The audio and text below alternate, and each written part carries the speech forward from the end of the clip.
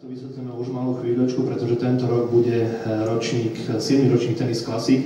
Bude trošku skôr ako obyčajne, takmer o 1 mesiac, alebo aj trošku viac.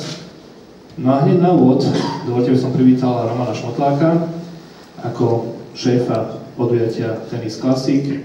Máme za sebou 6 ročníkov, pred nami ten 7. No a podľa tej zostavy, ktorú sme pozerali, alebo podľa tých získaných Grand Slamov, keby sme išli podľa toho, že je to meritkom, tak to vyzerá, že to bude najsilnejšia, nie že vyzerá, no to tak je, bude to najsilnejší ročník Tennis Classic v jeho doterajšej 7-ročnej histórii. No a hneď ten prvý spomínaný aktér tohto podujatia už je trošku známy, takže Roman, John McEnroe konečne v Bratislave?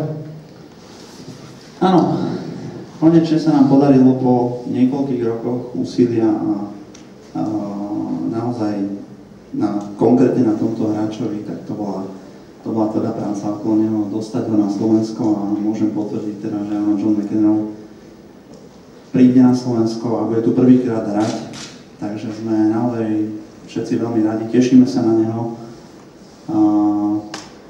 Tie rokovania naozaj trvali dlho, aj keď hovorím už tie informácie z tých posledných rokov boli také, že áno, vždy sme mali záujem ho sem dostať, aj on tu mal záujem prísť, len bohužiaľ nájsť ten ideálny termín, ako nebol ľahké a tohto roku sa nám podarilo, že sme naozaj našli zhodu aj v termíne, takže sme naozaj